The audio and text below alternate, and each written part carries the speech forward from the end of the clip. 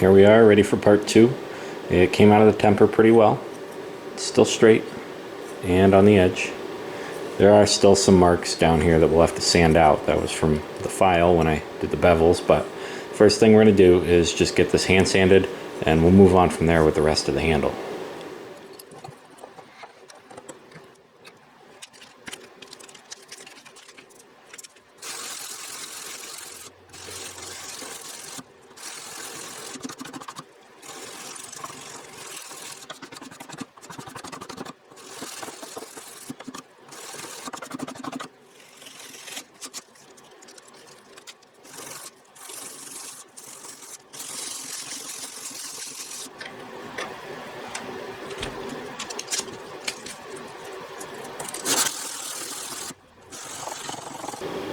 So here we have a 220 grit. Probably going to take it a little higher off camera, but there's no point in me filming all that. We got it almost cleaned up, but there is still that mark from the file. I might sand it out, I might leave it. It's probably about 10 thousandths thick, so that's kind of more than I'd like to take out, but we'll see. This side cleaned up pretty well. There's only a couple little scratches here. They'll come out with the next grit. But yeah, I'll be right back. So here we are after hand sanding. It came out pretty good. I started at 220 grit, and then I went to 320, 400, 500, 600, 900, and 1200. So you can see we got pretty much all the previous grit lines out of it. And then I lightly hit it with a soft buffing wheel just to clean it up, take off any fuzzy surface. Next we're going to do the handle. A lot of people will cut the wood out first from our block, but the easiest way that I have found to do this is to go ahead and cut your handle pins from your pin material. Make them, thick enough to go through your block. And then we'll set this on the drill press, and we will take our drill through the back hole, put a pin in it, and then drill the front one, and then put a pin in that, and then drill the middle one, put a pin in that. And what that'll do is keep everything lined up, because if we cut these out now, we'll have to pop the 3 holes in individually, and it's hard to keep the grain lined up on the side of the knife. So what it's good to do is drill the holes while it's still in one piece, and that keeps everything locked together from drifting this way. So we'll go set up and do that.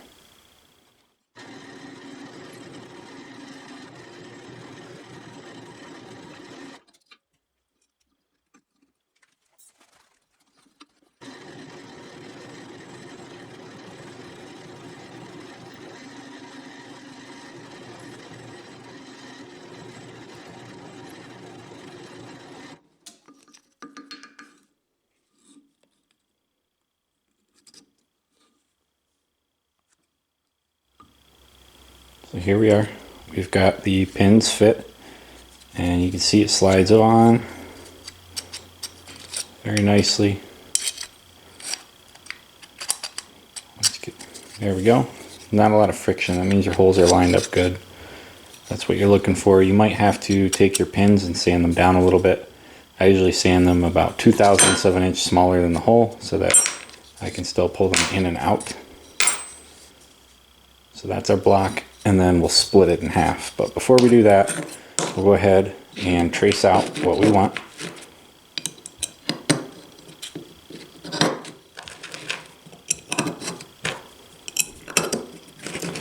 Make sure you use all 3 pins. That way, if there is any slop in there, you lock it in place. You don't want it wiggling around. Not as important right now, but for future layout and such, we definitely want to do that. So we'll go ahead, and I use a Sharpie and just trace this out.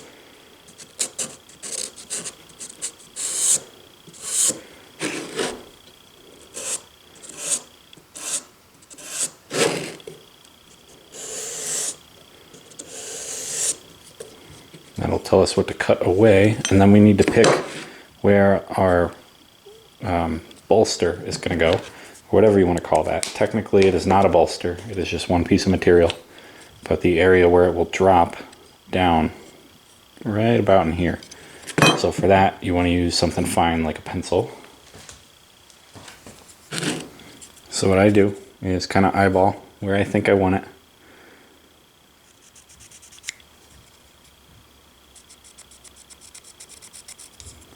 Take the knife off. Usually you have to pull the pins and then try to smooth out that arc. And that'll be our cut there. So what we're going to do is cut through the black next to the wood. You know, the wood coloration, not the wood itself. And then we'll cut it with maybe a 1/16 of an inch extra up here. And then we can take that, split it down the middle, flatten both of the insides with a file, and then we'll be ready to glue this on.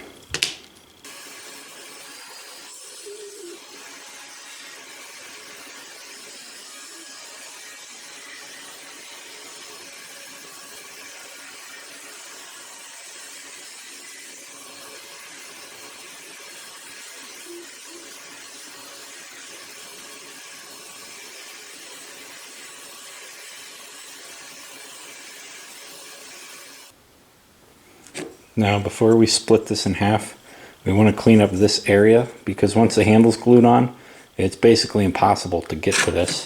And you can kind of tell when you hold it on there, you would have to be sanding in that little crack just to flatten the top of this, and it's not going to happen. So I'm going to hit this just with a file, clean it up, sand it, and then we'll split this guy in half.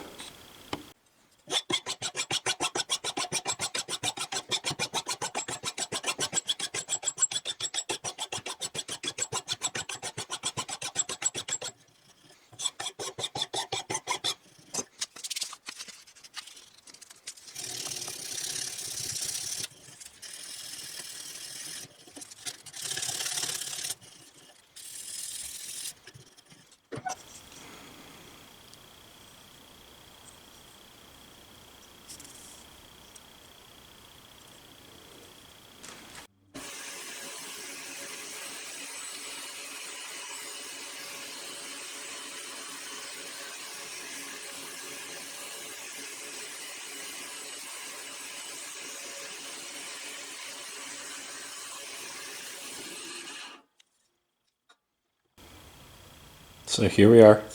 I'm going to mark the bottoms just so we can keep orientation. That'll let us know that that way is not right. We want arrows pointing at each other.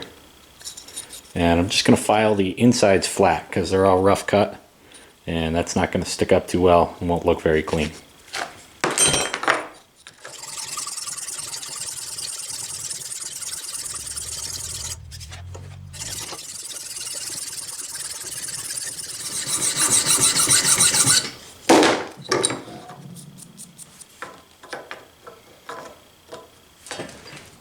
We are all ready to glue everything together. I went ahead and wire brushed the handle section and then cleaned it with acetone. Make sure there's nothing in there. You could also use isopropyl alcohol or even hand sanitizer at this point, just to get everything out of those grooves. Having the file teeth there will give us extra grip for the epoxy. You might be able to see it on the edges, but that's okay. If you want to grind this off, you can. I'm going to leave it. It's not super critical. We got 3 pins cut. You will want to check these. Make sure that you can put the pins into the handle, all 3 of them. Put the knife on there, and then put this on there.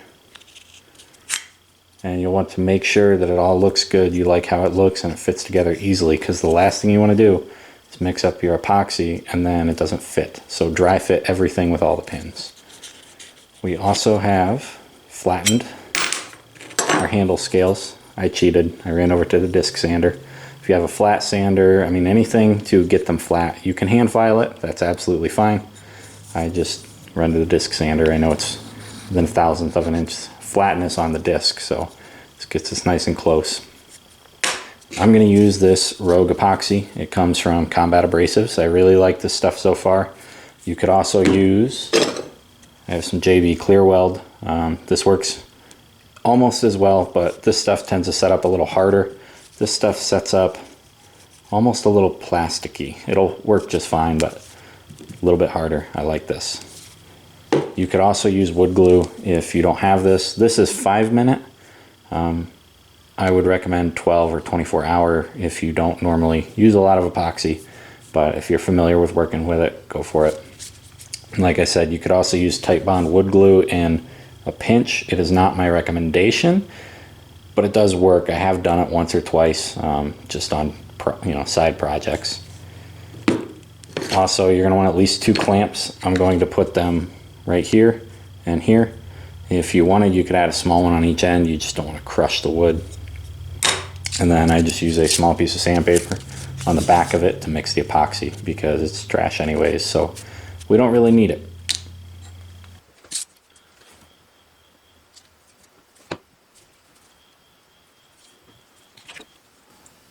I use the back of a drill bit. These just peel off really easy when you're done. I guess it's because they're so highly polished, but nothing sticks to these.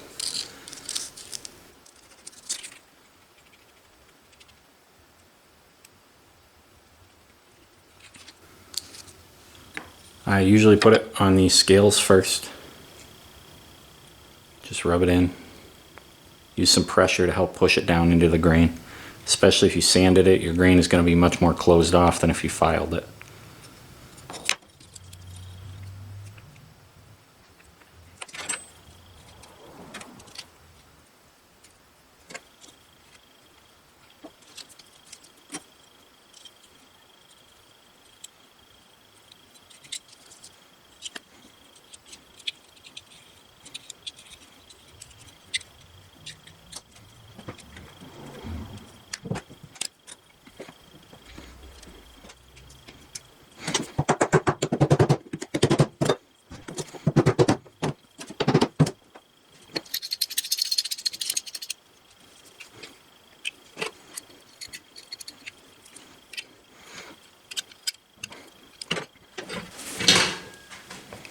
You'll want to wipe this down with some acetone.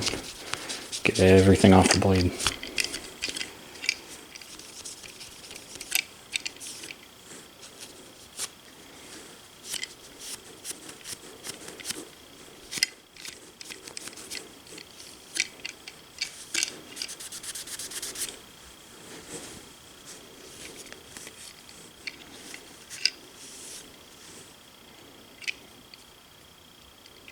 So there we go. We'll let that sit for about 10-20 minutes, and then we'll take the clamps off and start working it. Here we are. It's actually about an hour later. I got busy with other stuff, but we're going to go ahead and take these off. And hopefully you don't hear any noises of the scales coming loose.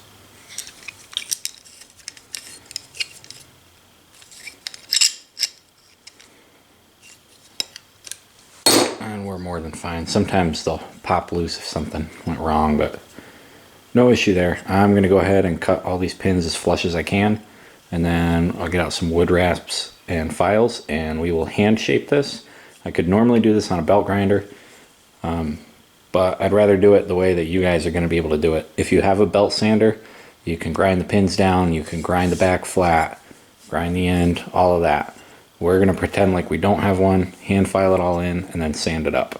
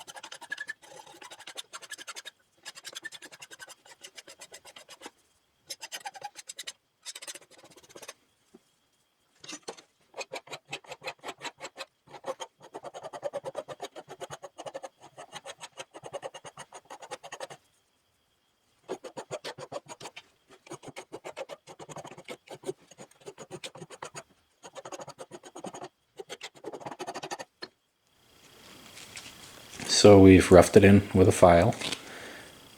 Very close. This groove is going to need some cleaning up. I did kind of bring it back on an angle. It tends to kind of fit in the hand a little bit better. So we're going to clean this whole thing up with a piece of 220.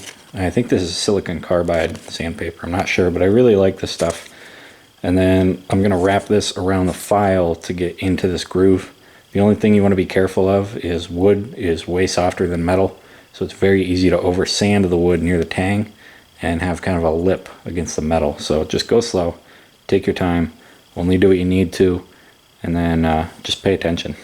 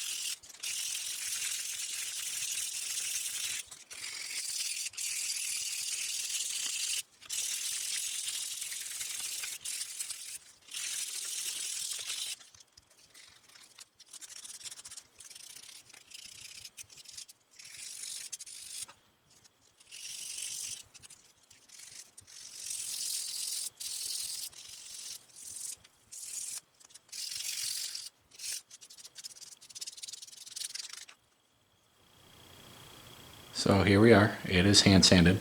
Blade is at 1200 grit, very light buff, and then the handle's at 500. So next I'm going to clean it out with acetone or paint thinner. Just make sure it dries really well. You don't want to trap that stuff in the handle. You can tear your glue apart. Just a light wipe down. And then we're going to oil it up. I have linseed oil and tung oil, and then maybe true oil. True oil is my favorite, but it takes a long time to dry, usually 3 or 4 days to get the kind of coat that I like.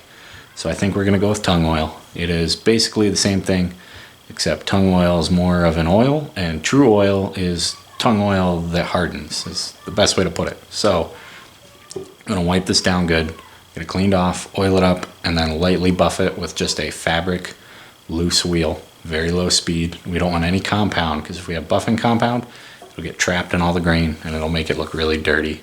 Won't look good at all. We want nice and clean. And then I think we're going to do a part 3 where we're going to make a sheath. We could make a leather sheath, which I think more people would be able to get their hands on stuff to do that. We could also do Kydex.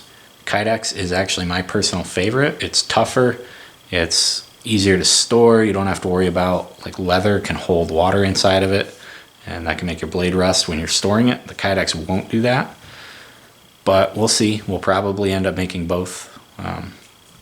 That way everybody has a shot to do something. So that's about it. I'm going to go wipe it down, oil it up, buff it, and that's our finished knife.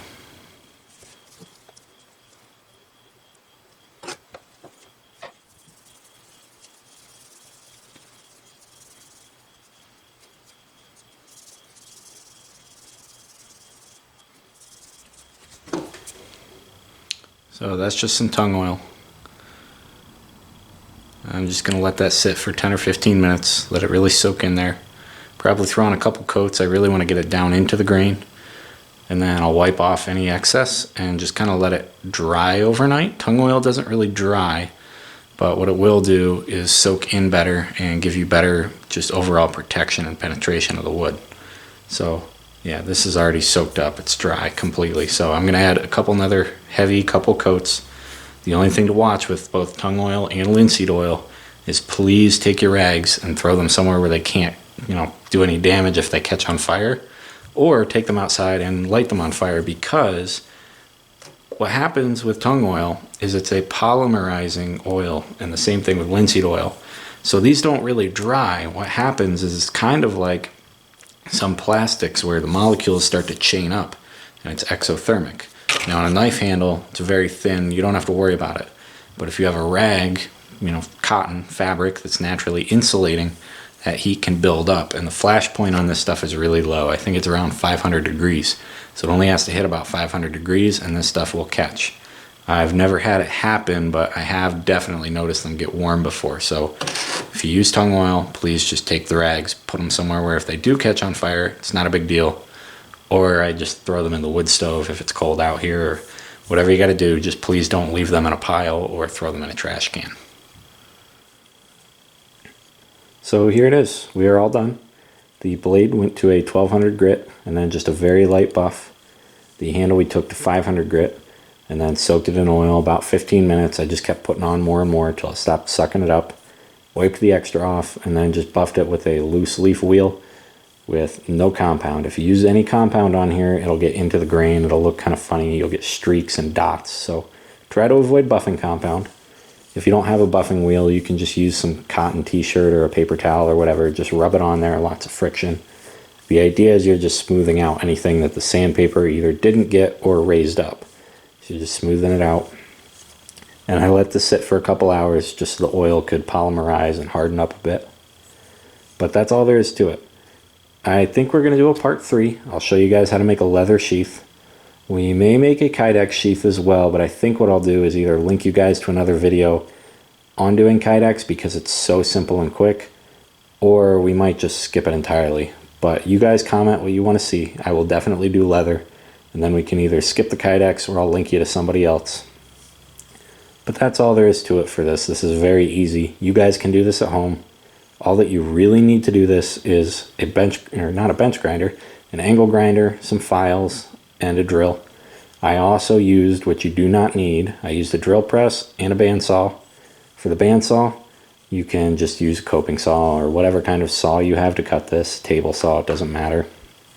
And then if you don't have a belt sander, that is also perfectly fine. You do not need one.